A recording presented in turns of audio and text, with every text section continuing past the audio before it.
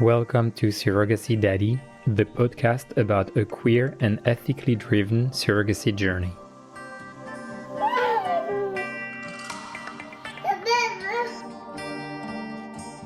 Episode 9, a long-distance pregnancy.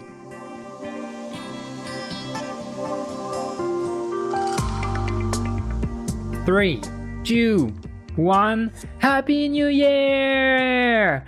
Your godmother is here with some close friends and their baby. Their wishes are unanimous. This year it's your turn to have a baby. Well, I never drink alcohol, but this time I take a small glass of champagne to honor this very special toast. Indeed, we've just entered 2023, the year we hope to become fathers. The whole preparatory phase is over, we naively think. The embryos are there with you among them, the contract is signed, Diana can't wait to get started, and the fertility clinic has scheduled an appointment for early January to begin hormonal preparation.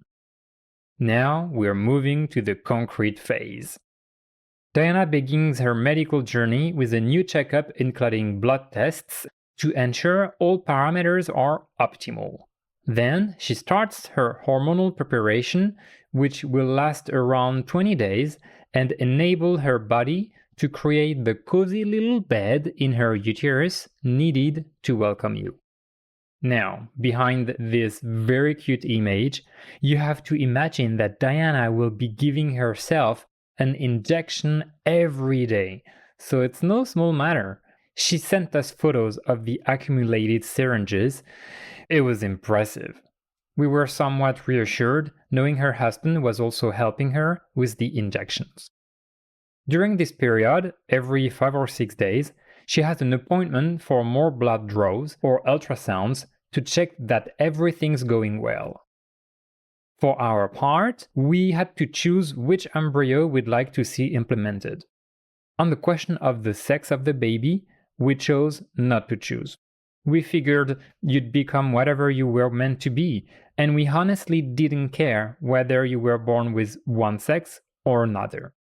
And on the question of gender, which we believe to be a social construct, that is certainly not something determined by a medical lab sheet.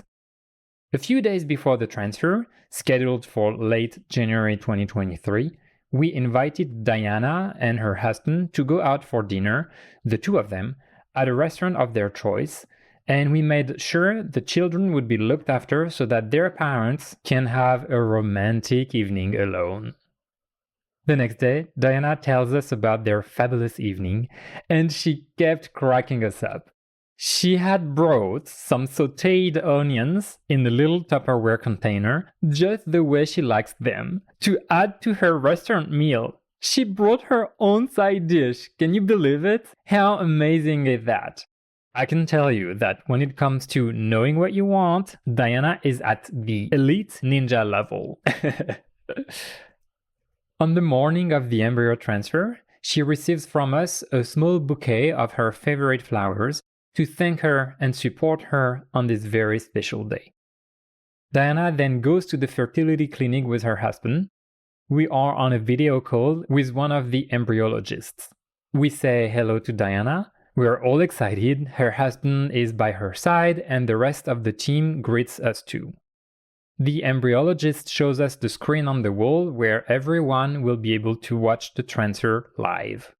The head doctor retrieves the embryo from the next room, where it's been thawed, and places it into a very fine, very long pipette, which he then introduces vaginally into Diana's uterus. On screen, we see the ultrasound zooming in on the pipette tip. A tiny dot moves slowly toward the opening. It's the embryo. The doctor gently places it on the uterine wall, then carefully withdraws the device. And that's it. Done! It's just 15 minutes, and our lives have been turned upside down. We thank everyone warmly and leave Diana and her husband to spend some private time with the medical team. We hang up. You can't imagine our emotions. We have to wait about 10 days for the blood test that will confirm whether hormonal markers indicate the start of a pregnancy. Everyone returns to normal life, but the wait is long. Then, on a Friday of the following week, late evening for the USA, news arrives via email from the fertility clinic. The markers indicate the transfer failed. The embryo didn't take. Diana is not pregnant. There are 1,000 ways to tell this part of the story. One would be to say you weren't meant to inhabit this physical form, that the stars were not aligned. Since I'm talking to you, I know it ends well because you're here, but when we received that email, it was devastating. We couldn't know if it's just a first transfer failure, which often happens, as I mentioned in a previous episode, or if we were at the beginning of a long ordeal where problems will cascade, where we'll realize no embryo is viable, where it will be years and tens of thousands of euros to start over. We talked about this extensively with Diana, for whom it was obviously also a difficult time. We actually felt the need to discuss it more intimately than in a WhatsApp group that includes the agency. We create our own group with just the three of us. Strangely, while we thought we were already close, this event brings us even closer. We talk about our private feelings, our more subtle emotions beyond constant euphoria.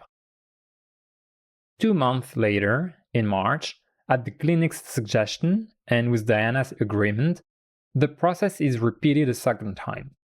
Tests, injections, and at month end, a new appointment for the second transfer.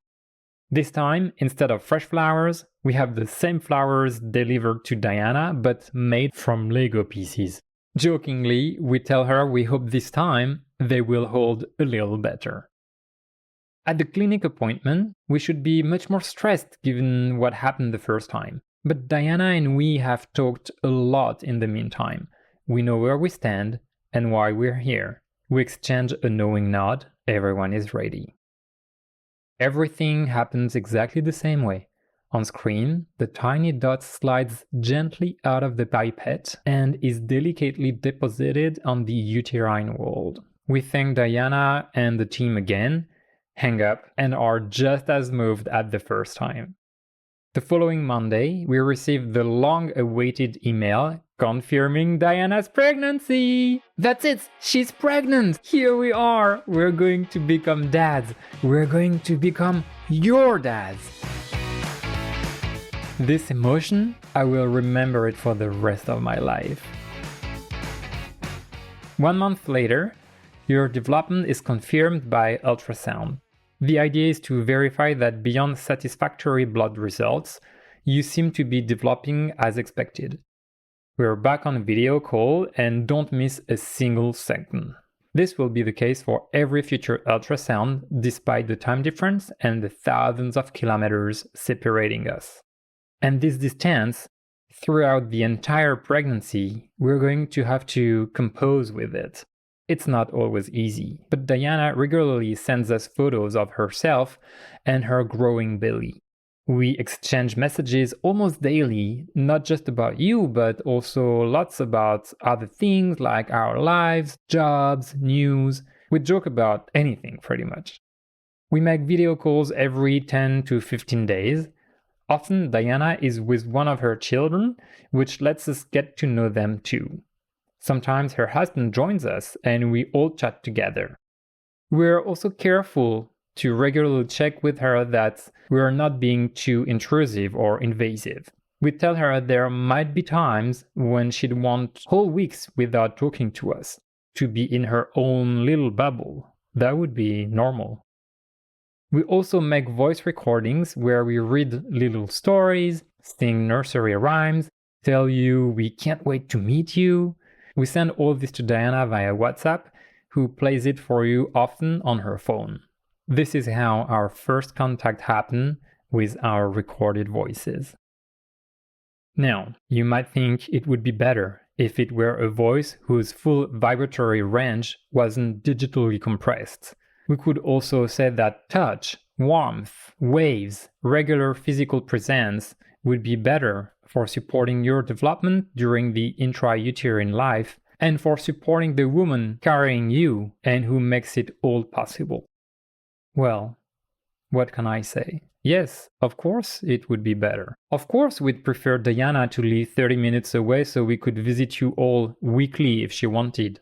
Spend time with her and her family and with you.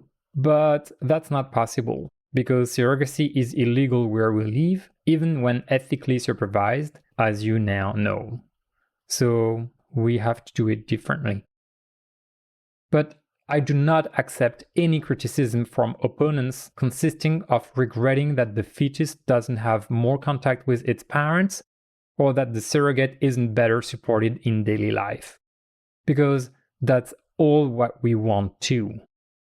And that's what I felt emotionally, a constant hesitation between guilt for not being able to be near you, and when I remembered this distance was imposed on us, anger at those people who present themselves as great humanists, but actually prevent parents from being close to those who need them. We thought about you constantly, every single day, so much so that, unlike parents who can also experience pregnancy physically, we continued in our thoughts. And don't imagine this is a time when administrative matters calm down. No, no, no. We always have to prepare for the next stage, make decisions about other parts, sign other contracts, write other emails, etc., etc. For example, should we take out a baby insurance to cover healthcare if you have problems at birth? When it's the mother giving birth, it's easier because her health insurance applies.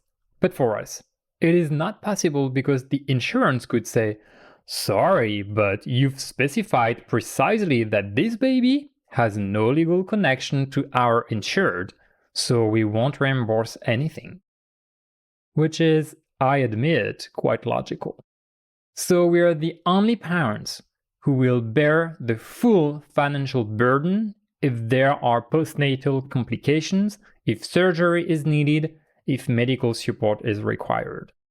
Baby insurance policies, which are quite rare, cost between $10,000 and $30,000, sometimes much more, for a single baby pregnancy.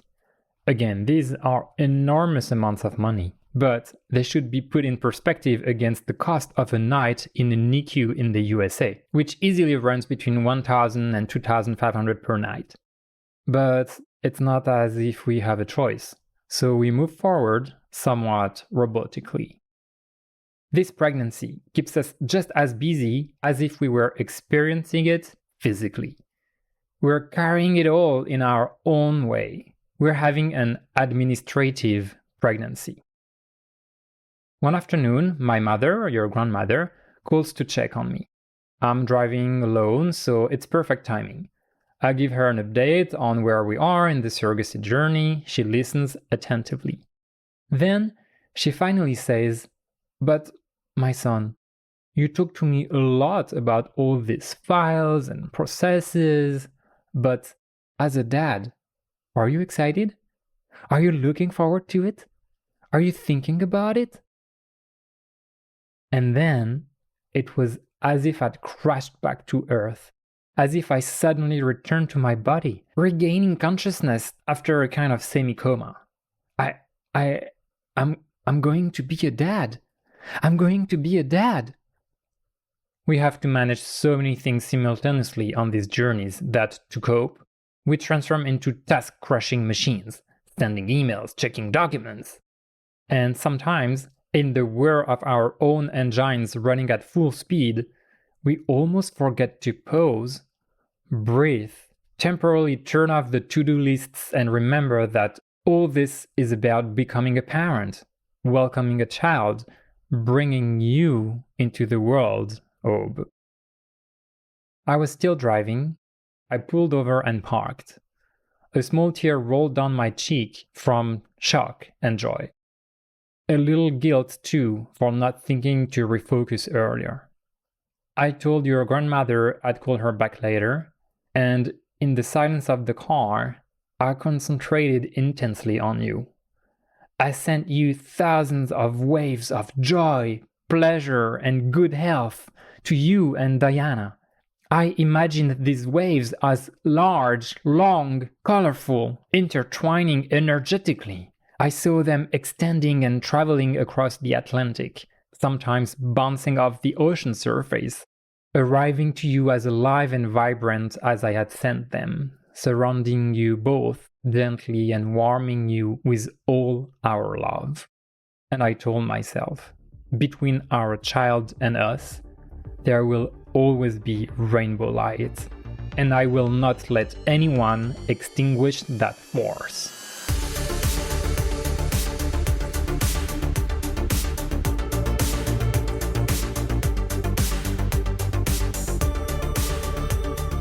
After that moment, the machine naturally restarted. As weeks pass, we see Diana's belly growing and expanding in photos. It's incredible to think she's actually creating life, your life. We count days. Our timekeeper is the money gradually disappearing from the escrow account with each new payment. Strangely, we're happy about this because it also means we're making progress. And it's a weird relationship with time. Speaking of escrow accounts, I have to tell you something. As I explained earlier, this account ensures all parties that we won't default or delay payments. We typically deposit $50,000 to $100,000 at once before pregnancy begins. When money arrives in the escrow account in the USA, everyone is reassured. We will pay. Great. Except, who reassures us? Who guarantees that this insane sum of money we've just sent to a foreign country to accounts whose system we barely understand has actually arrived and is secure? I've heard several stories of wrong numbers and funds stuck for weeks, but those aren't the worst. In spring 2024, the founder and CEO of one of the largest escrow account providers disappeared overnight. It took months, legal action, and an FBI call for witnesses to understand that the CEO apparently left with money from over 800 families, a hoard estimated to over $16 million. The trial hasn't happened yet, so she's presumed innocent until the verdict. But the effects are already here. I know several French couples directly impacted. One friend lost 100,000 euros, just like that. Can you imagine the horror? Some families had to abandon their parenthood dreams. Others had no choice but to find money because the woman carrying their child was already pregnant. Your other dad and I chose a service provider that has been reliable so far, but we chose this one purely by chance. So, you see, the distance, the impossibility of doing this at home also means this kind of risk. In France, we could easily imagine a more secure and less capitalistic framework, like a national surrogacy council providing oversight, with local branches offering instruction and support, kind of what already exists with adoptions, as Michael Ziegel suggests in an interview for Radio Campus in June 2024.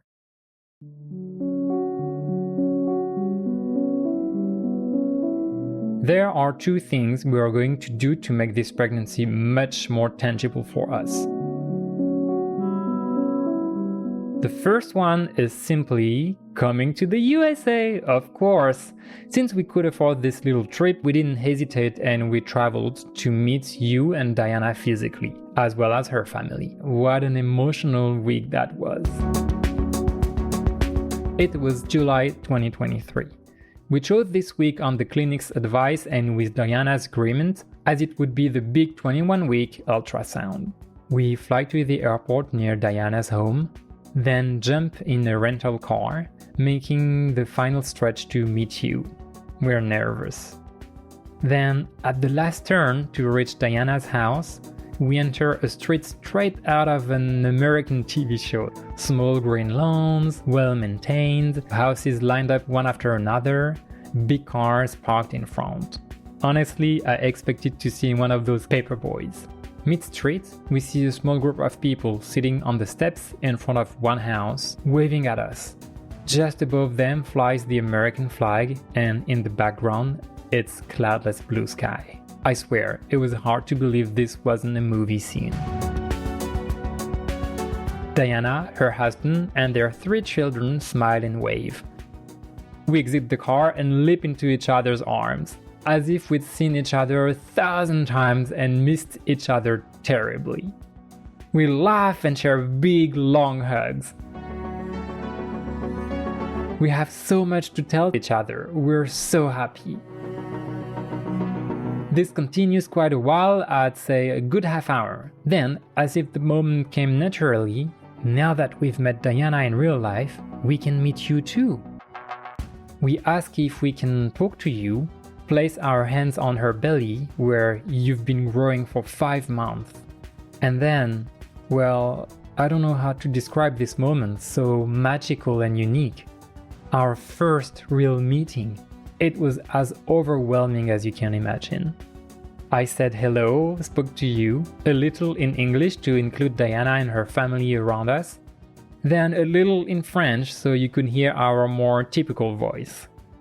I think there are several moments when you become a child's father. This was one of them. A magnificent bonding moment. The second major highlight of this day was obviously the ultrasound itself. This time, we could experience it by being physically present. At the end of the 3rd month of pregnancy, the fertility clinic had handed over to local healthcare professionals who'd already taken care of Diana for her 3 children. So we have an appointment at the hospital where you'll be born in a few months. It's fantastic because they actually offer to show us the unoccupied delivery rooms so we know what it looks like.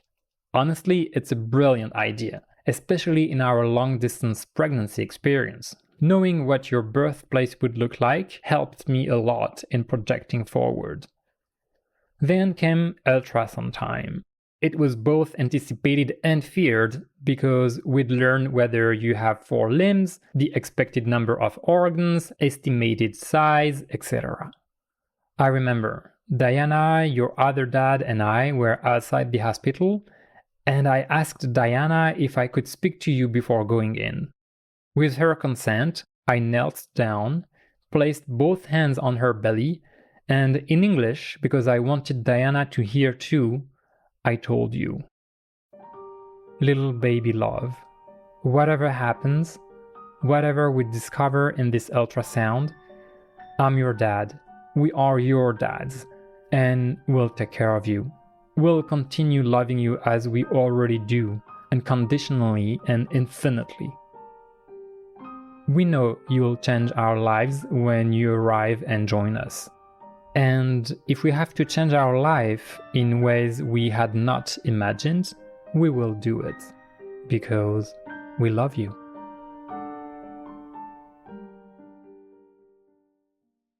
The rest of our stay was equally wonderful. We stayed in a place about 20 minutes from Diana's, in a super American house owned and inhabited by an absolutely adorable 30-year-old man who's been a long-time ally and proactive LGBTQL+ rights supporter.